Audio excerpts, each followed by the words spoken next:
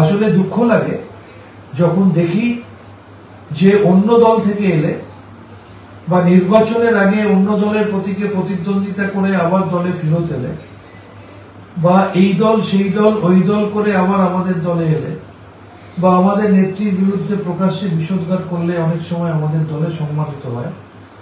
আর প্রথম দিনের দুঃসময়ের সাথী, অসময়ের সাথী, অনুগত একনিষ্ঠ মার খাওয়া তৃণমূল কংগ্রেসের কর্মীরা অকারণে অনেক সময় রোষের মুখে পড়ে। দেখুন, আমি সংবাদ মাধ্যম থেকে জানতে পারলাম যে আমাকে তৃণমূল কংগ্রেসের সর্বভারতীয় মুখপাত্র পদ থেকে আপাতত অব্যাহতি দেওয়া হয়েছে। প্রথম দিনের মার খাওয়া, লড়াই করা তৃণমূলের একজন অনুগত সৈনিক হিসাবে আমি তৃণমূলের সমস্ত সিদ্ধান্ত আগেও যেরকম শিরোধার্য করেছি, আজও এই সিদ্ধান্তকে আমি শিরোধার্য করছি। তবে আমি দুটো জিনিস বিশ্বাস করি। প্রথম, তৃণমূল কংগ্রেসের মুখপাত্র থাকাকালীন আমি যখন যেখানে যেভাবে দলকে রিপ্রেজেন্ট করেছি, আমি কখনো কোথাও দলবিরোধী কোনো কথা বলিনি।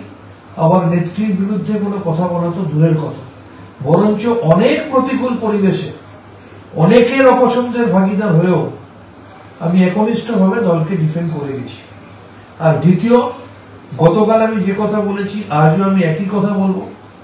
স্বাস্থ্যের প্রচুর উন্নয়ন হওয়ার পরেও মাননীয় মুখ্যমন্ত্রী তথা স্বাস্থ্যমন্ত্রী আমাদের নেত্রী মমতা বন্দ্যোপাধ্যায়ের কাছে এখনো স্বাস্থ্য দপ্তরের সমস্ত খবর সঠিকভাবে পৌঁছায় না, বা স্বাস্থ্য বিষয়ক সমস্ত খবর তার কাছে সঠিকভাবে পৌঁছানো হয় না।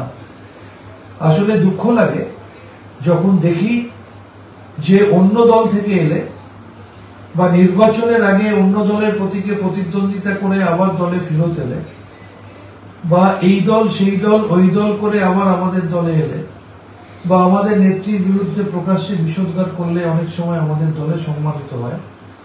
আর প্রথম দিনের দুঃসময়ের সাথী, অসময়ের সাথী, অনুগত একনিষ্ঠ মার খাওয়া তৃণমূল কংগ্রেসের কর্মীরা অকারণে অনেক সময় রোষের মুখে পড়ে।